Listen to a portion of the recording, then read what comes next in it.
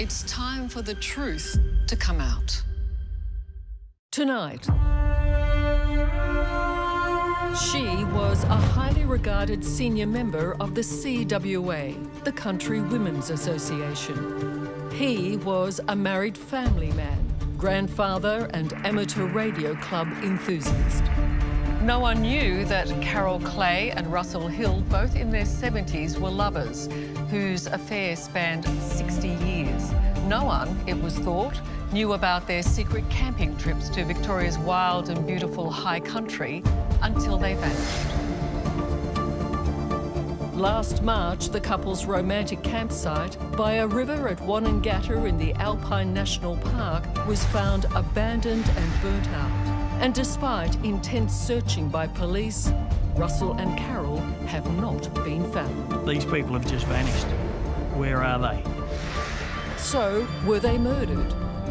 Did they get lost in the rugged and hostile bush? Or have they run away?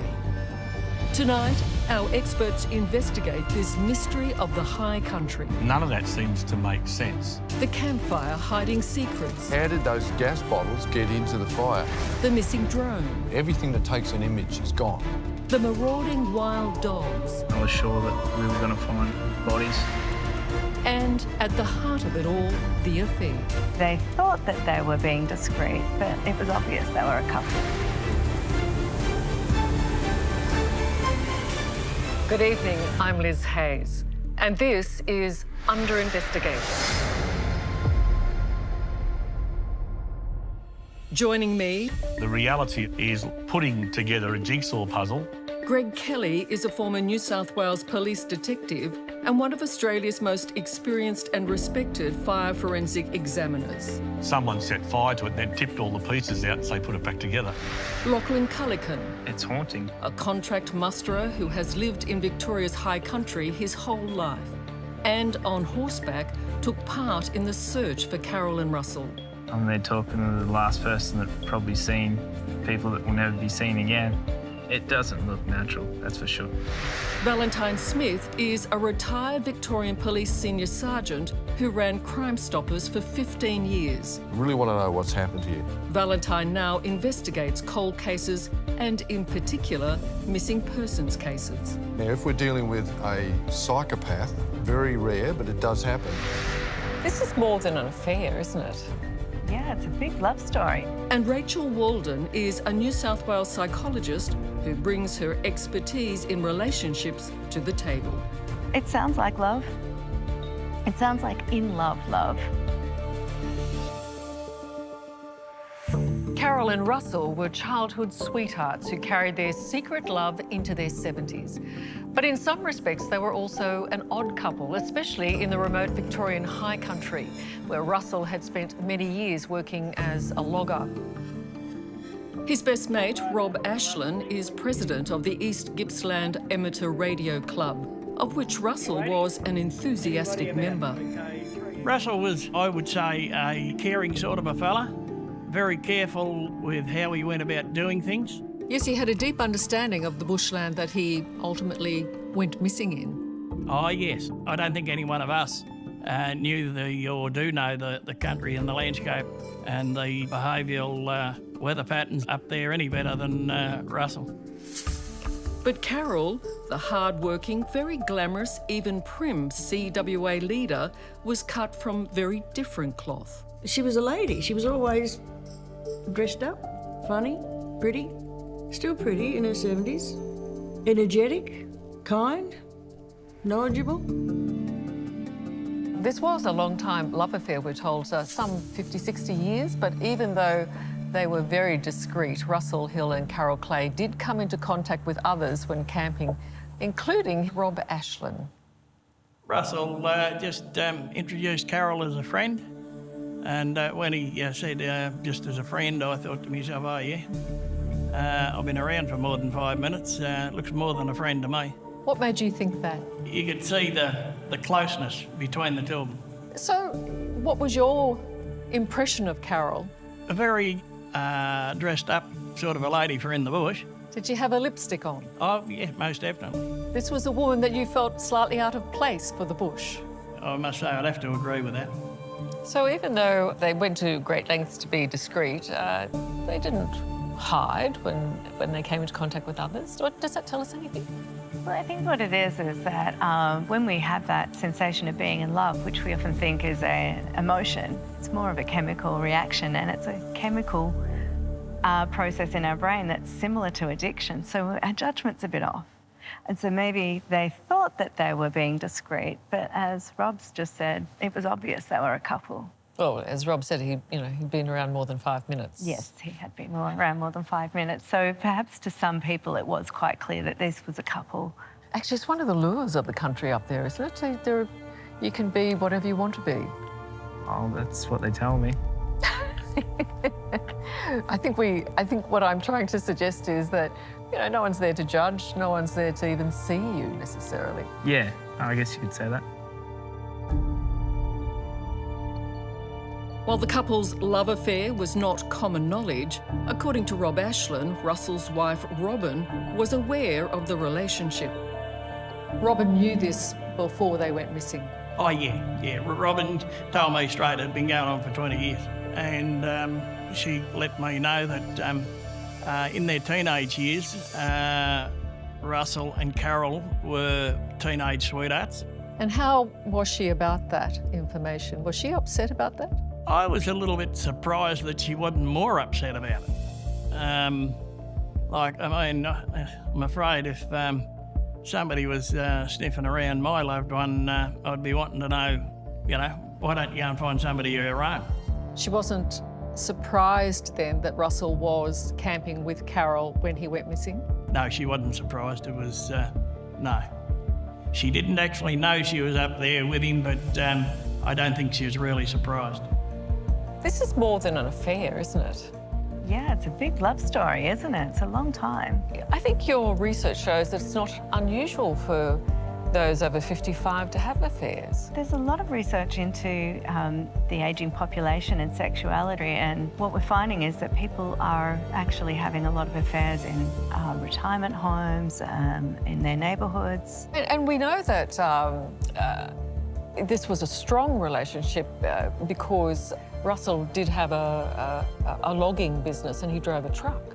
And Carol apparently would meet him in various places and go on the truck trip. Yeah, which seems kind of extraordinary for somebody who's so neatly attired, a rule-following woman, to do something that seems so, it's kind of romantic, but also, I don't know how many people you would tell that I meet my boyfriend and, we're getting the truck together. Well, it's love, isn't it? It sounds like love. It sounds like in love. Carol was divorced, but Russell was still married, and both, it's understood, were financially secure. After a lifetime of secret love, one theory is that it's possible Carol and Russell disappeared to begin a new life together.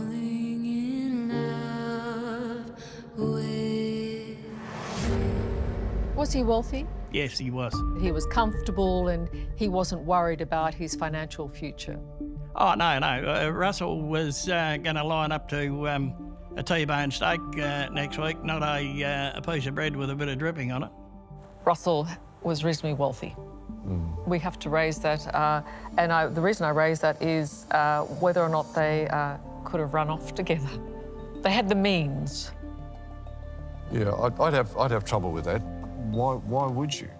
Where would you go? They're not 20-year-olds, not 25-year-olds that can disappear into the sunset and turn up in the Bahamas. It's a different world. We've got the world where you need passports, you need all sorts of different types of identity, cash flow, accessing accounts. It just doesn't fit. A couple in their 70s who've been living with this arrangement for some time now, how likely is it they've gone, you know what, let's get out of here? Not likely. It just doesn't seem likely. Carol's such a rule follower, has been, except for this affair really, she's been a rule follower all of her life from what we can see. Apart from her love for Russell and her family, the CWA was everything to Carol. The Venerable Country Women's Association counted her amongst its superstars. She was elected as a CWA Member of Honour with an overwhelming vote. Her commitment to the organisation, as well as her elegance and glamour, were legendary. She was a lady. She was always dressed up. You couldn't really imagine her in a pair of dracky-dacks and runners. They just weren't her type of clothes, but you really wouldn't wear high fashion out in the bush, would you? Hair done, face doodahed up, and always had her lippy on. Always had the lippy in the pocket, as I understand. Margaret Cassemeyer is a former member of the Victorian CWA. Here was a woman who gave her all to the CWA, loved being a part of it, revelled in it, it seems, and had a shining reputation. She was 110%er in everything. She just gave everything. Everyone thought the world of her. But it seems the CWA, the organisation Carol devoted her life to, has taken a curious attitude to their missing superstar. Her name, as one of only 6 CWA members of honour, has been taken off the CWA's monthly newsletter. Do you think the CWAs are worried about reputational damage? You have an affair, you know, it's not okay in our society. We're not those kind of people at the CWA. We hold ourselves to a higher standard or something like that. Obviously, there was some discomfort about this relationship. And even at the Amateur Radio Club, Rob Ashland had some thoughts about this as well. Were members of the radio club a little upset about what Russell was doing then? Oh, they were. The boys were a bit upset in regard to it.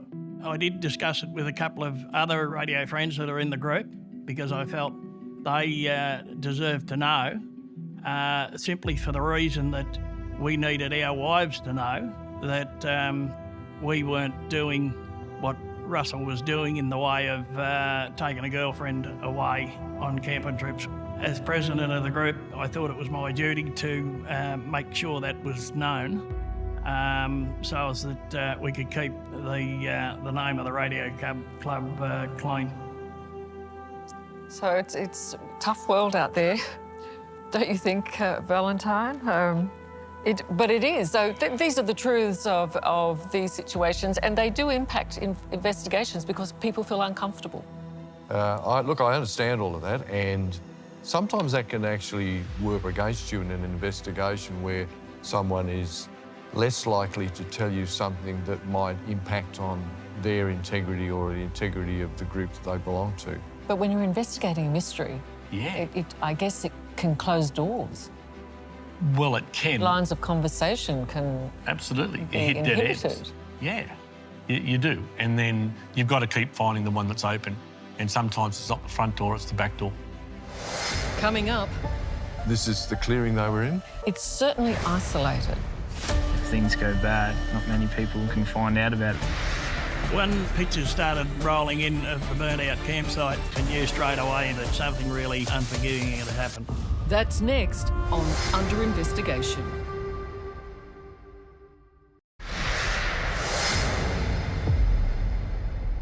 Twinkle, twinkle, little star. For almost a year now, a couple in their 70s has been missing since setting up camp in an isolated location in Victoria's high country. I wonder what you are.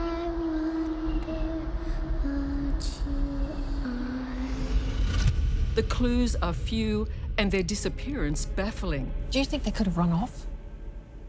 I hope they ran off. The only thing police know for sure is that 74-year-old experienced bushman Russell Hill and 73-year-old Carol Clay, a glamorous and hard-working member of the Country Women's Association, were secret lovers. What do you know about them, Valentine? Well, Russell's 74 years of age, spent a lot of time in the bush, a lot of time with big boy toys, trucks and chainsaws and all that sort of thing. And he's a ham radio enthusiast as well, so... He's in his domain. Exactly, and that's what makes this so intriguing, because it's just unusual that he wouldn't be found close to that campsite. Thursday, March 19th last year, Russell leaves his home in his Land Cruiser and collects Carol from her home only a half-hour drive away. Mobile phone data shows the route they took towards the high country. It's the most remote corner of Victoria, nearly 400 kilometres from Melbourne, in the heart of the Alps. The next day, Friday, the couple head into Wonangatta Valley along a 23-kilometre logging track called the Zika Spur Track. It's rough and slow going. Four-wheel drive vehicles usually can't travel much more than 10 kilometres per hour. I mean, he's got all the maps and he's got radio contact. And he knew that country, no problems at all. So he had no doubts about what he was going to get himself into? No, none at all. He'd been there before. He'd been there on at least 2 occasions we have documented, and obviously more than that. We'd worked there. He'd worked on forming the Zika Spur Track, I think, didn't he, Lachlan? That's true, yeah. Yeah, tell me about that track. That's a pretty rough old track, Yeah, it isn't drops you straight down the bottom. There's not much room for error nor to turn around or stop, so... It's known that Russell has with him his drone, which he calls Fred and loves flying. Our experts will later consider the drone as key evidence. Russell and Carol arrive at a location he enjoys and near to where he had been to on his own just the week before. As far as camping destinations go, it's probably one of the most rugged, I'd say. There was a stage where it was named the most isolated cattle property in the Southern Hemisphere. It's certainly isolated. What I'm suggesting is no one's going to find them. Yes. Right. Would that be part of the thinking? Yeah, it's an affair. They're trying to keep it quiet. That's right. And we've got a photograph here, which is an excellent photograph. You know this well, Lachlan. Yes, sir.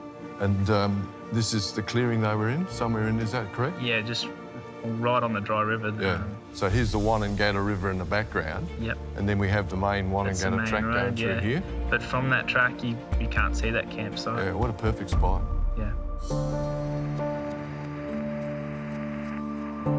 At 6 p.m, Russell, who is also an avid member of the East Gippsland Amateur Radio Club, joins their regular evening call.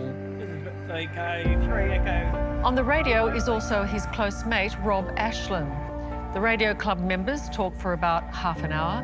Then Russell stays on the line, telling Rob his plans for the next day's trip.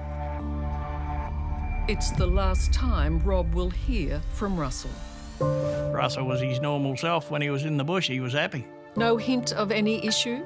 No, nothing at all. No mention of others? No, there was no mention that Carol was with him or anyone else there near the campsite. Russell and Rob ended their radio call at around 6:40 p.m. And that's when this mystery begins. Whatever happened to Russell and Carol occurred either during the night or the following morning, Saturday. At 2 p.m. that afternoon, a passerby comes across Russell and Carol's campsite. It has been completely destroyed by fire.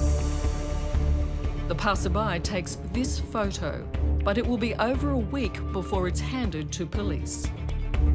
Well, 6:40 p.m. was the cut-off time for the conversation with Rob Ashland, and there's some suggestion that the drone may have been flying that night, but it was sunset at 7:24 p.m.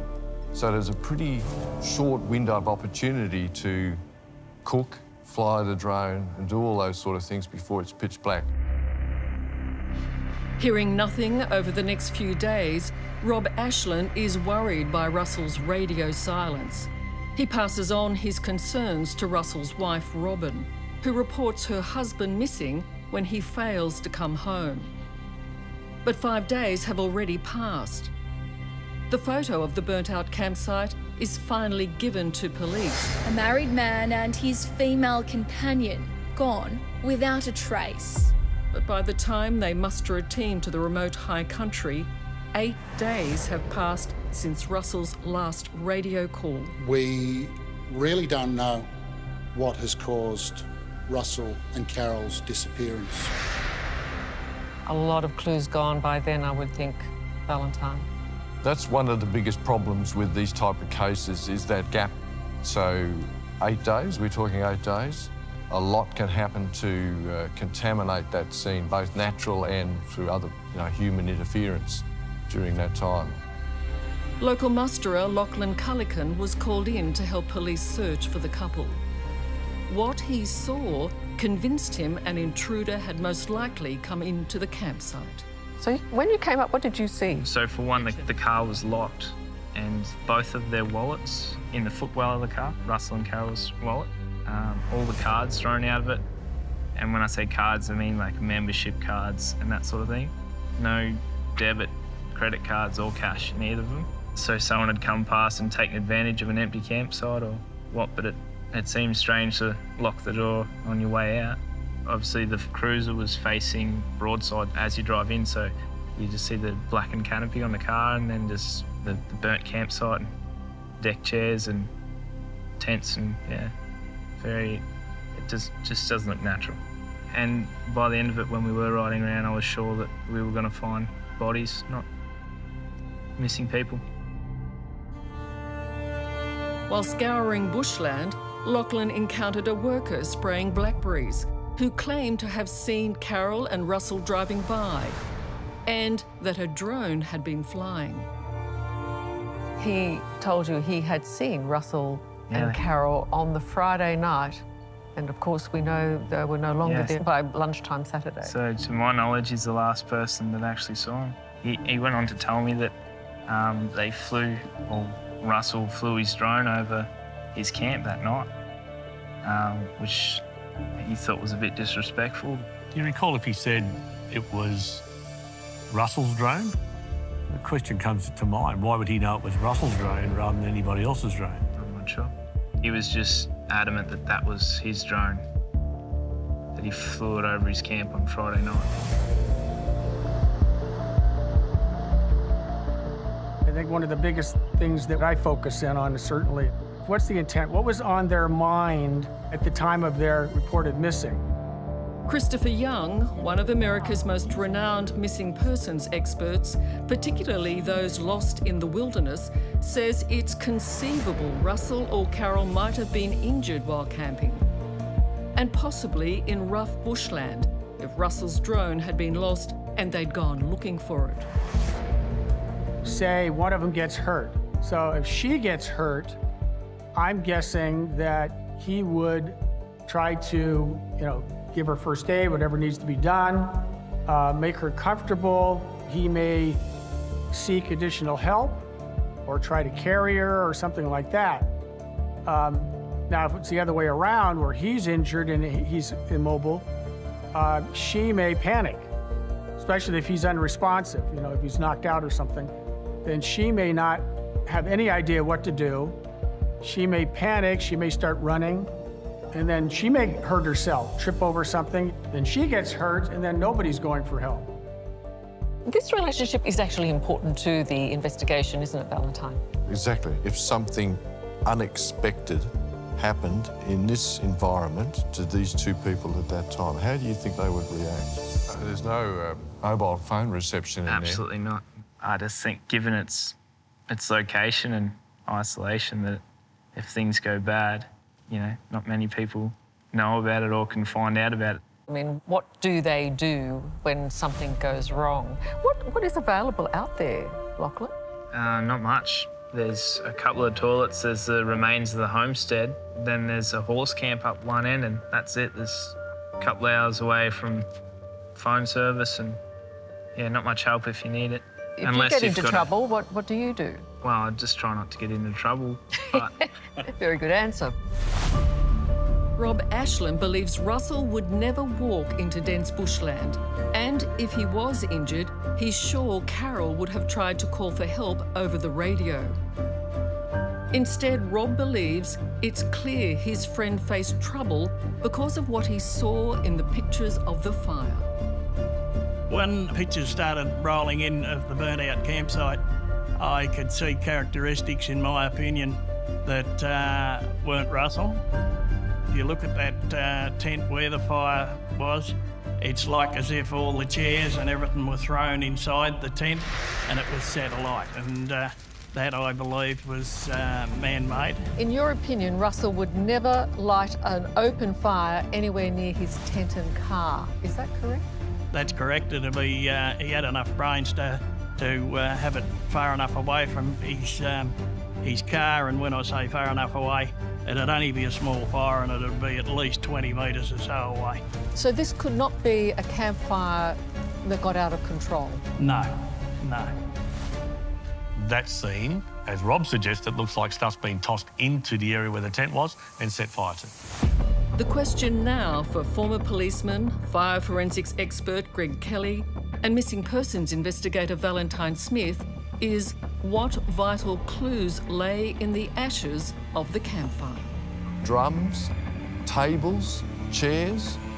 It's just a big rubbish heap. It looks like it's been designed to fuel the flame. Or just get rid of stuff. I mean, it's totally different to the way Russell would set up the camp. That then makes it a very suspicious fire. Sure. Look, using fire to destroy physical evidence where something untoward's happened has been known in criminal investigation for as long as it existed. Coming up, The gas bottles are in the fire. How did those gas bottles get into the fire? None of that seems to make sense. And why would they have done that themselves? You did some testing in regards to this fire. Yes, I did. It's a very hot, quick fire that developed through that. An accelerant? Could have, yeah. That's next on Under Investigation.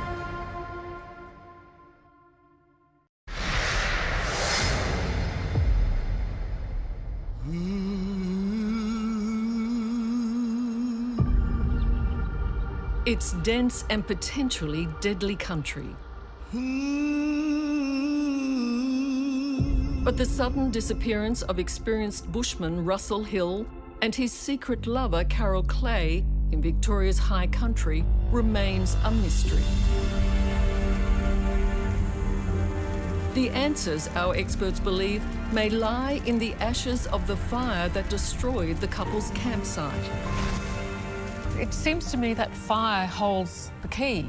For someone who's an experienced bushman and looking at the debris, there's a drum in there, an empty drum. And from what we understand, and certainly at this time of the year, around March last year with the bushfires around Australia, anyone that had any experience in the bush, you'd be thinking they'd be very concerned. So I wouldn't expect Russell's the type of guy that's going to walk away and leave the fire burning.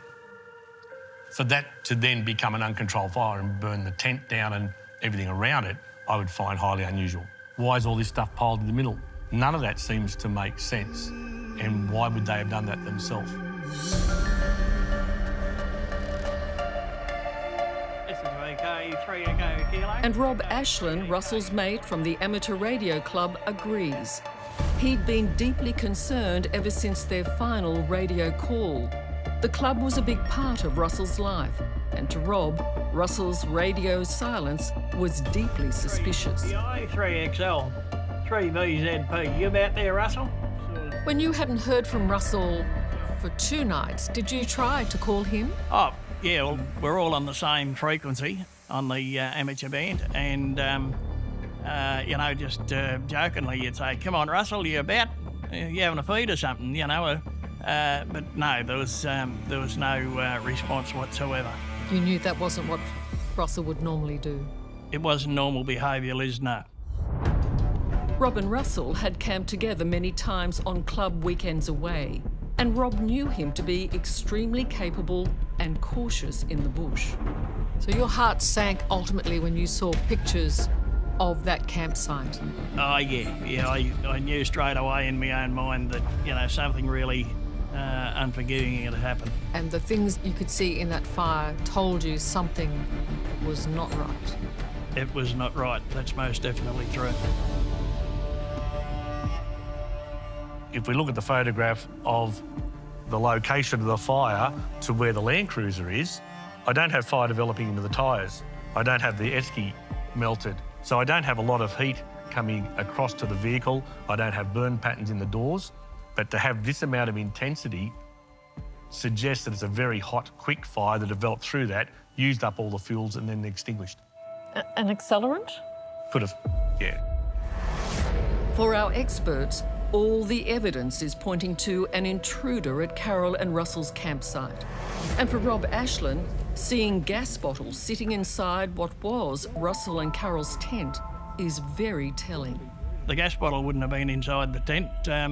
It just never ever happened. His gas bottle, if it wasn't in his truck, and it'd be just sitting underneath the truck outside. Russell had a very clear plan of his campsite. He did things the same way every time. Yep, So those gas bottles were always in the same place? yep. Look, if we go back to the plan of how Russell sets up his camp, and the gas stoves and things are at the rear of that vehicle. But in the first photo that we see, which was taken on the 21st of March at 2 p.m, the gas bottles are in the fire. How did those gas bottles get into the fire? Would those gas bottles, if they were on and burning, would they generate the sort of heat that you're talking about to create this sort of fire scenario? Is it possible? Should there be an external fire that causes the gas bottle to start to heat up, the LPG inside will start to expand and the pressure release will give way, and you'll get like a flamethrower effect with the bottle sitting there with a flame coming out of it. You did some testing in regards to this fire, didn't you? Yes, I did.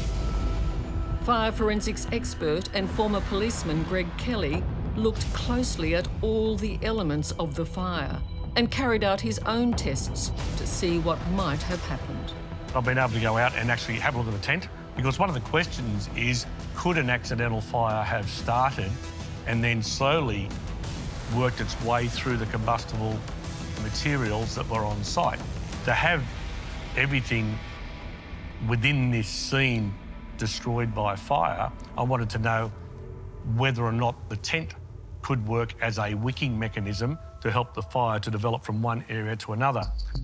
I conducted a number of test burns on the guy ropes, which nylon. I was using a gas torch on these, and as I lit this, the orange colour on the outside started to ignite, self-extinguished and just dropped away. So I couldn't keep it ignited. Similarly with the tent material, I've got a number of holes here. I tried different positions with a gas torch. I was able to look at the ribbing or the webbing here, and I lit that. I lit some of the tie downs around, as well as directly on the material. And each time I took the flame away, it would continue to burn for a very short period of time and then extinguish. Val mentioned to me before that was it possible that the LP gas bottles could be actually utilised, and certainly all you'd need to do is sit it in the middle of that fire, turn the gas cock on and have that as a fuel, and now you've got this conflagration developing of this intense fire fed by LPG. Whilst that pressure's coming out, it's just going to keep igniting and continuing to burn. I've got secrets I can't tell. If, as it appears, that the fire which destroyed Russell and Carol's camp was deliberately lit, then by whom and why? What might have been the motive for murder? Coming up, The drone's missing, their phones are missing, everything that takes an image is gone. What are you getting to here? They were being stalked without knowing about it. You won't even see a light, you just hear a gunshot.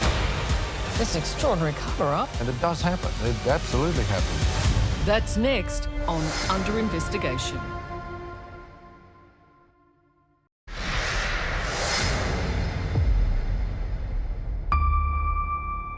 There are few clues explaining the mysterious disappearance of Russell Hill and Carol Clay last year in Victoria's high country. Police have not found their bodies, nor revealed any motive for their possible murder. Forensics expert Greg Kelly believes the fire that consumed the couple's campsite was lit deliberately.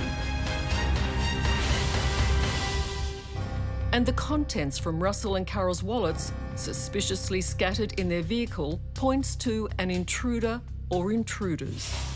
But what could have been the motive to attack this elderly couple in their remote campsite? Russell made what would be his last call to his mate Rob Ashland at the radio club on Friday night, March 20th. And 19 hours later, when a passerby found their campsite, there was no sign of the couple and nearly everything had been burned. We know when the fire occurred, from 6:40 p.m. on the 20th till the 21st, 2 o'clock in the afternoon of the 21st. Now, the random camper that saw and photographed that fire said that the fire was cold. So how long would it take for a fire of this type to go cold? It was a cold night, so that's going to help to give you off the heat. 13 degrees overnight. Yeah. This is a surface fire. If it burnt relatively quickly, it'd be hours later. But within those time frames, that's very opportunistic for someone to come along, he misses the last radio call, and by the next day, The fires there's a fire there. But you're saying some hours. So I'm leaning towards that the fire happened maybe late in the evening of the night before, on the 20th. And the other thing I'm really interested in is the drone's missing. Their phones are missing, so everything that takes an image is gone. And the other thing is these boots. We've got to focus on the boots because leather, elastic side work type boots which a bushman would wear, they'd be pretty decent boots. And I've seen so many bushfires and things where you find those curled up soles, folded up soles, they're not there. So I'm picking that they were up and about the night before. It's something to do with the drone, maybe something to do with the fact that drones take images. Maybe something's happened here, there's been an altercation here, someone's pulled a phone out and started doing the stuff, and then something's happened. There's been some sort of confrontation or altercation with a third party, or something that's created some sort of conflict. I mean, he's a big guy, he's used to the bush. I don't think he'd take any rubbish from anyone. He'd be the protector, wouldn't he? Well, yeah, Carol? and he's been driving plant and trucks and things like that. He'd know how to sort of mix it with the boys. So if there's a couple of young bucks who jacked him up or caused some problems, I think he'd have them on as best as he could. And it's got out of hand, something like that. And sadly, they both suffered as a result. To our experts, the missing drone is particularly mystifying. It adds weight to the theory that Russell saw something or someone involved in an illegal activity. You're not thinking drugs, are you? As in that drone's picked up something that somebody doesn't like? Look, I've done a reasonable amount of hiking in the bush to look for drug crops in my youth, as a young police officer. Oh, not for the thank purpose goodness you said that.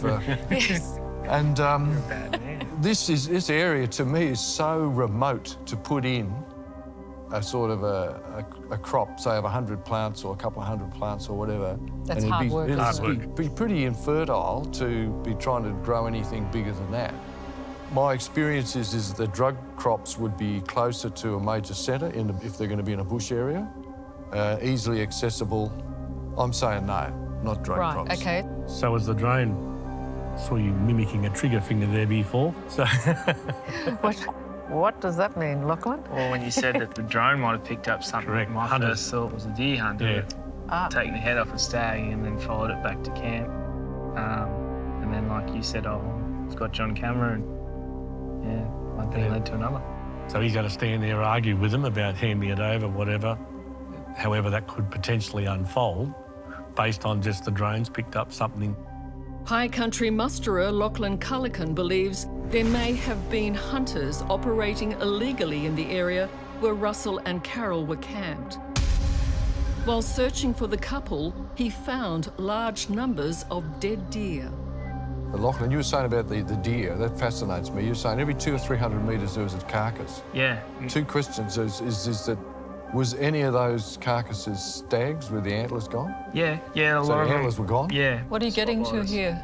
Someone's hunting? Well, a lot of hunting. Yeah. These are not wildebeest on the Serengeti plain. I mean, they're a pretty cunning animal too, the old sambar. Yeah, they are, to an extent. That's why spotlighting's illegal, because it supposedly makes it easier. But yeah, the amount of bodies in there was... So what are we talking numbers-wise and what you saw? I couldn't even put a number on it. From the camp, I reckon I walked 50 metres the first day I got there, and I found a beheaded stag like a couple of days old. A couple of days old? Yeah. If they were spotlighting, they'd be doing it late at night. And with today's technology, with infrared out, you won't even see a light, you'll just hear a gunshot. Yeah, it's not a uncommon thing. So does that open it up then to consider hunters, and even a stray bullet's taken one or both out, and now they're panicked and have to cover up? It's an extraordinary cover-up. Yeah. Would you panic to that degree? And If you just shot someone, you might. And there are people that get into the bush, into this sort of country, that they get a feeling of freedom to do whatever they want. So there's, the crazies get up there and they're shooting guns around. It does happen. It absolutely happens.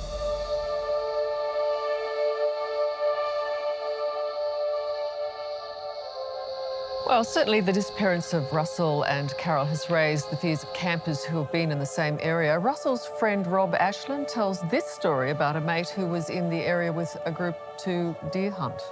They'd finished for the day and were sitting around the campfire having a couple of beers, and one of them looked up, and here in the edge of the light, staring at them, was this person. And so one of them shot over to his vehicle, and this person that was standing there just wandered behind the shadow of a tree and was gone. And it frightened the living billy-o out of these blokes, and they haven't been back. So they were being stalked without knowing about it for probably some time. So there is potentially someone in those mountains, in that high country, who might be a suspect? That's what is driving me, Liz, because these people have just vanished. Where are they? We want answers as to where they are. Coming up, There's a lot of dogs up there, a lot of dogs. If they did corner you, I wouldn't like the chances if you couldn't get up. Police said the sleeping bags were missing. That country is very rugged. There's a lot of places where they could be got rid of, never to be found again. that's next on Under Investigation.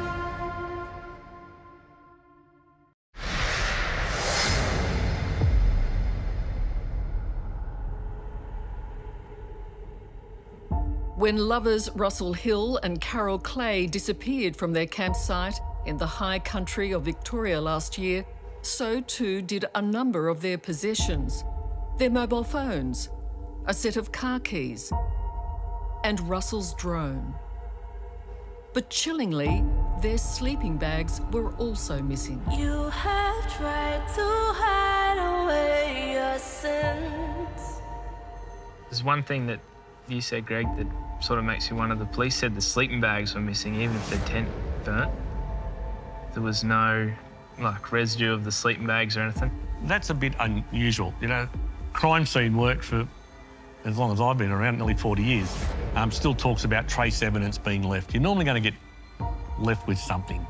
I would still expect to find zippers. That comes down to a good crime scene examination. So even if the fabric and the insulating material has been destroyed by fire, I'll still find the remnants of zippers and other things associated within that spot. Whatever has happened to Russell and Carol, police and our experts now believe they've fallen victim to foul play. Russell's mate Rob Ashland agrees and fears Carol and Russell may have been attacked and removed from the campsite inside their sleeping bags.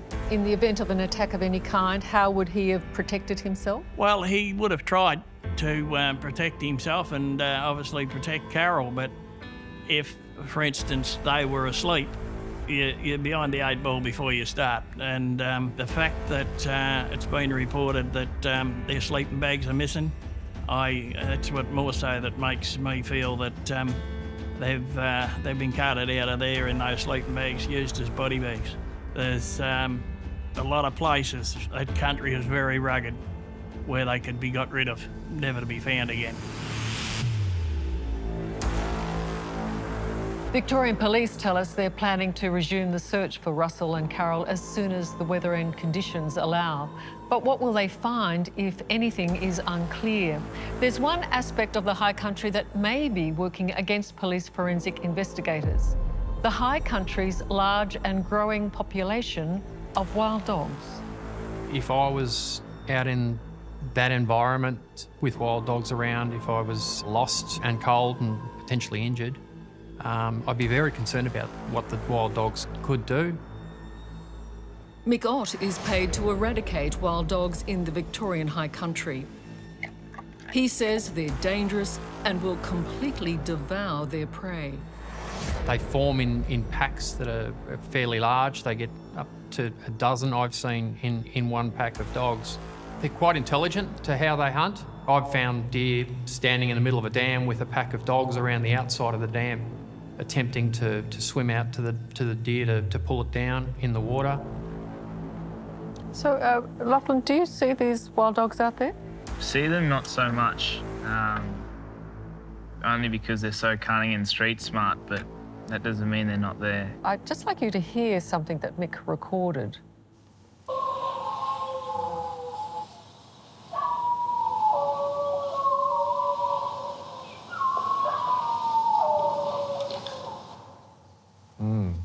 There's a lot of dogs up there, a lot of dogs. Yeah, but are they a threat? Would they be a threat to humans? I guess it depends if they're hungry enough. Yeah, sure, they could probably have a go. You know, if they did corner you, I wouldn't like the chances if you couldn't get up, or, yeah.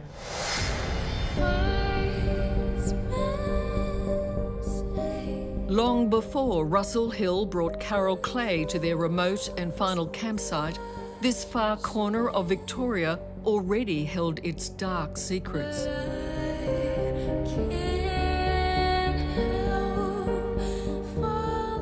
Well, it certainly is one of the biggest mysteries of recent times in that area, and the complexity has been added to because of this relationship.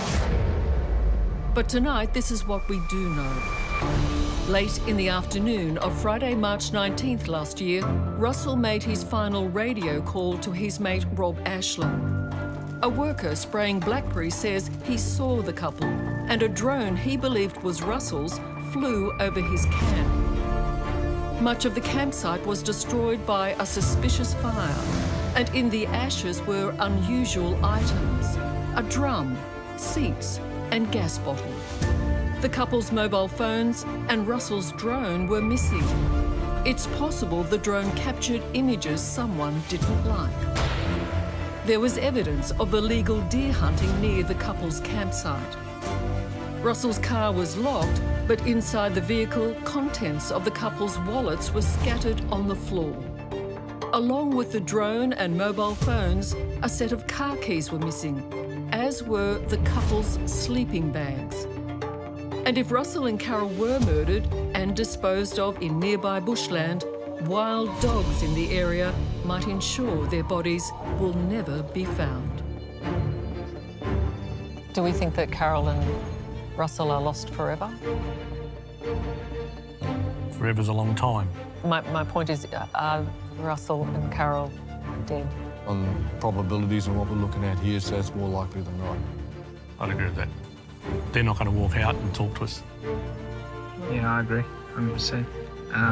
People go in here to sort of get lost, I suppose, but maybe they got lost than they thought.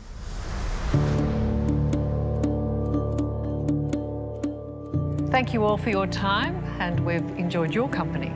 I'm Liz Hayes. Good night.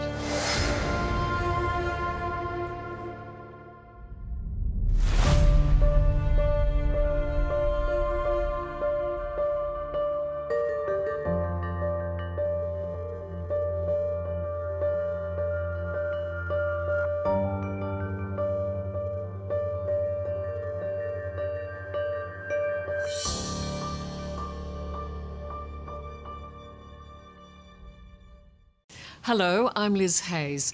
Thanks for watching our brand new event series, Under Investigation.